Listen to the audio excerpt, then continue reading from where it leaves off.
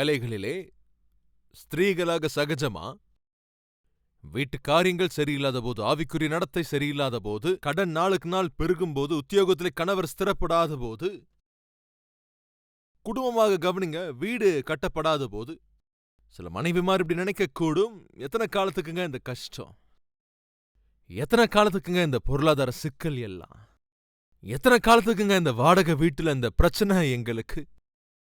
அங்கிருந்து அப்படியே கோபத்தோட ஓனர் வந்து அப்படியே கத்துறாரு. ஒரு 1 வீக் கவனிங்க, ஒரு நாள் கொஞ்சம் லேட் ஆயிருச்சுன்னா அவ்வளவுதான், வாடகையை கட்டதுக்கு வாய்க்கு வந்தபடி பேசிட்டு இருக்கிறார். எத்தனை காலத்துக்கு இப்படி இந்த வாடகை தலைவலி? எப்போ எங்களுக்கு வரும் ஒரு சொந்த வீடு? எப்போ எங்களுக்குன்னு ஒரு சின்ன காரை வாங்க முடியும்? எப்போ இந்த கஷ்டம் இல்லாம நமக்கு தீரும்? எப்போ நம்ம அப்படி நிம்மதியா வாழ முடியும்? இந்த மாதிரி கேள்விகள் சாதாரணமா வந்துகிட்டே இருக்கும்.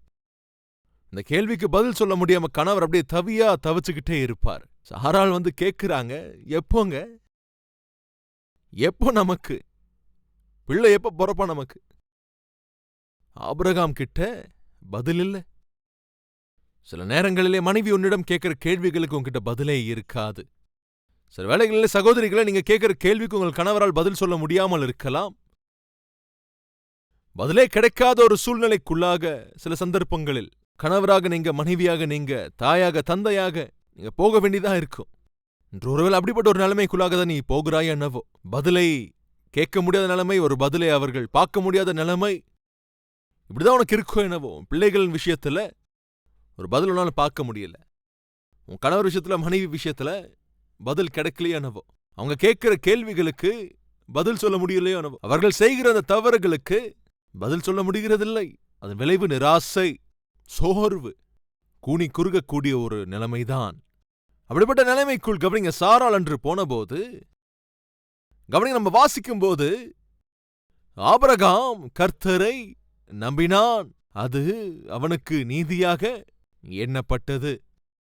கவனிங்க சாராளும் கூட கர்த்தரை நம்பினால், ஆபிரகாம் நம்பின மாதிரி அவன் நம்பி இருந்தால் எவ்வளவு நலமாக இருந்திருக்கும். சாராள் அந்த நிராசையை, அந்த சோர்வை எதிர்கொள்ள முடியல. இன்று நம்ம மத்தியில் யாராவது இருக்கிறீங்களா? என்னால முடியவே இல்லை பிரதர், எனக்குள்ளாக இருக்கிற சோர்வு, எனக்குள்ளாக இருக்கிற மனக்கசப்புகள், தட்டி தூக்கக்கூடிய, தட்டி எழுப்பக்கூடிய அந்த நிராசையை என்னால தாங்கிக் கொள்ள முடியல.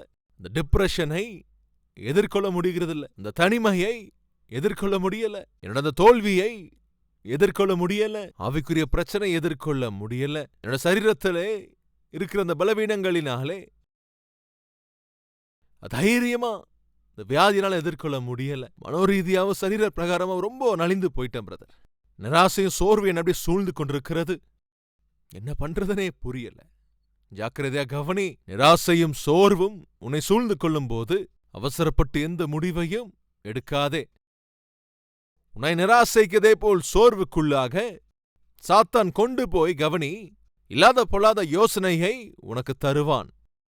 இந்த மனுஷனோட வாழ்றது இனிமே கஷ்டம், இந்த மனுஷியோட குடும்பம் நடத்துறது ரொம்ப ரொம்ப கஷ்டம், இவனை சகிக்கிறது ரொம்ப ரொம்ப கஷ்டம், விட்டுட்டு போய் நல்லா இருக்கும் அப்படிங்கிற எண்ணத்தை உனக்குள் விதைப்பான். இனி வாழ்றதே கஷ்டம், நீ பிழைப்பதே கஷ்டம், உயிரிழந்த எண்ணத்தை சாதிக்க போற, செத்து போகிறதே பெட்டர் அப்படின்னு சொல்லுவான். இந்த மாதிரி யோசனையை அவன் கொண்டு வந்துகிட்டே இருப்பான். விட்டுட்டு போயிரு, இந்த மனுஷனை விட்டுட்டு போயிரு, இவளை அறுத்து விட்டுரு அப்படிங்கிற யோசனையை கொண்டு வருவான். அந்நாளிலே சாராளுக்கு எப்படிப்பட்ட யோசனை வந்தது தெரியுமா உங்களுக்கு? இந்த மாதிரி திட்டத்தை சாத்தான் விதைத்தான் தெரியுமா உங்களுக்கு? சாராளும் கர்த்தரை நம்புகிறாள், ஆபிரகாமும் கர்த்தரை நம்புகிறான், இருவரும் வாக்குத்தத்தத்தை பெற்றுக் கொண்டார்கள். அப்படிப்பட்ட நேரத்தில் சாராள் வந்து என்ன ஆலோசனை தரா தெரியுமா? என்னங்க, என்னால இனிமே முடியாதுங்க. என்ன ஆச்சு சாரா, என்ன ஆச்சுன்னு கேட்குறீங்க, எதுவுமே உங்களுக்கு தெரியாத மாதிரி கேட்குறீங்க. இனி என்னால முடியாதுங்க, பிள்ளைகள் இல்லாம தவியா தவிக்கிறேன், என்னால முடியாது, கொஞ்சம் சகித்துக்கொள்.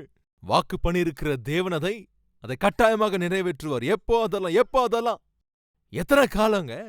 மறுபடியும் சொல்கிறேன், சில வேளைகளிலே மனைவி எழுப்பக்கூடிய கேள்விகளுக்கு கணவரிடம் பதில் இருக்காது, கணவர் எழுப்பக்கூடிய கேள்விகளுக்கு மனைவி கிட்ட பதில் வராது. பதிலே கிடைக்காத ஒரு சூழ்நிலைக்குள்ளாக நீ போகிற போது அந்த பதிலை தரக்கூடிய ஒரே ஒரு தேவன் பட்சமாய் நீ திரும்பணுமே தவிர, உலகத்தின் பட்சமாவோ அல்லது சாத்தான் தரக்கூடிய ஒன்னுத்துக்கு உதவாத யோசனைகளின் பட்சமாவோ நீங்கள் ஒருவேளை சாய்வீர்கள் என்றால் தவறாமல் வெளியே நீங்கள் செலுத்தியேதான் ஆகணும். எப்பங்க இந்த தேவன் நமக்கு பிள்ளையை தர போறாரு?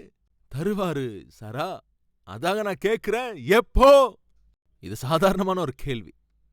சொல்லுங்க நானு, எப்போ அது?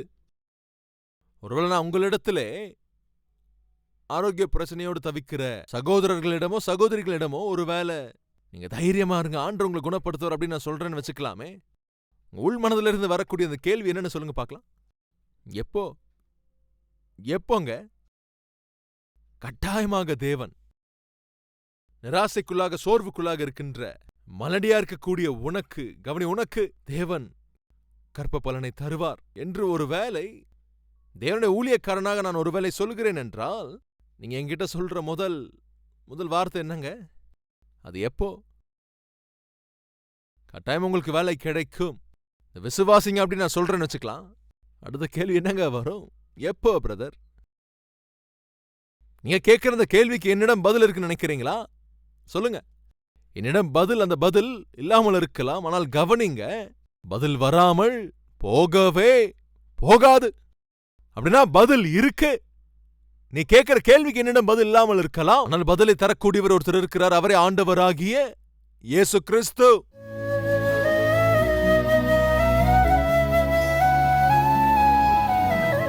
அப்பா, உம்முடைய பதிலுக்காக, உம்முடைய அந்த செய்திக்காக, உம்முடைய பதிலுக்காக எதிர்நோக்கி காத்திருக்கிற விசுவாசத்தை எங்களுக்கு அருளி செய்யுங்கப்பா. சாத்தான் வந்து என்னை அப்படியே சோர்வுக்குள்ளாக்குறான். சாத்தான் வந்து என்னை அப்படியே பயமுறுத்துகிறான். சாத்தான் வந்து என் கதை முடிந்தது என்கிறான். இனி எதிர்காலமே உனக்கு இல்லை என்கிறான். இனி நீ வாழ்றதே கஷ்டம் அப்படிங்கிறான். அவனுடைய வார்த்தைக்கு நான் செவிசாய்க்காமல் பிழைக்க வைக்கக்கூடிய உம்முடைய வார்த்தைக்கு செவிசாய்த்தல் நலமாக இருக்கும். என்னால் செய்யக்கூடாதது ஏதாவது உண்டா என்ற அந்நாளிலே ஆபிரகாமிடம் கேட்டீர். இன்று எங்களை பார்த்தும் கேட்கிறீர், எனக்கு செய்ய முடியாத காரியம் என்று ஏதாவது உண்டா? உமக்கு அசாத்தியம் என்று ஒன்றும் இல்லை அப்பா. ஆவிக்குரிய யாத்திரையிலே சாத்தான் கொண்டு வரக்கூடிய யோசனைகளை ஆண்டவரே, அவைகளை பார்த்து நாங்கள் பயந்து போய் சோர்வுக்குள்ளாகி கண்ணீர் சிந்தி நிராசைக்கு கீழ்ப்படிந்து அவருடைய வார்த்தைக்கு ஒருவேளை நாங்கள் செவி சாய்த்தால் அப்பா, அவனுக்கு கீழ்ப்படிவோம் என்றால் எங்க கதையை ஒரே அடியா முடிச்சிருவான் ஆண்டவரே. அப்பா, இலக்கில்லாமல் செய்து விடுவான். நாங்கள் போக வேண்டிய இடத்துக்கு போகாமல் தடுப்பான். இதுவரைக்கும் எங்கள் வாழ்க்கையில் அநேகம் தரம் அப்பா அவனுக்கு செவி சாய்த்திருக்கிறோம் அப்பா. எங்களை மன்னிங்க ஆண்டவரே, மன்னிங்க அப்பா. உமக்கே துதியும் உமக்கே கனமும் மகிமையும் உண்டாவதாக.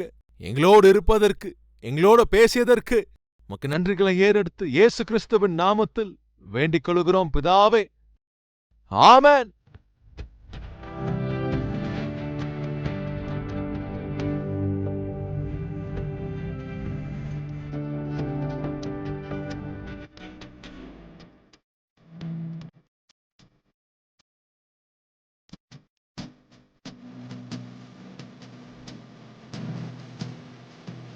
இந்த சுருக்கமான செய்தி உங்களுக்கு ஆசீர்வாதமாக இருந்திருக்குமென்றால் பிறருக்கும் ஷேர் செய்யுங்கள், லைக் செய்யுங்கள்.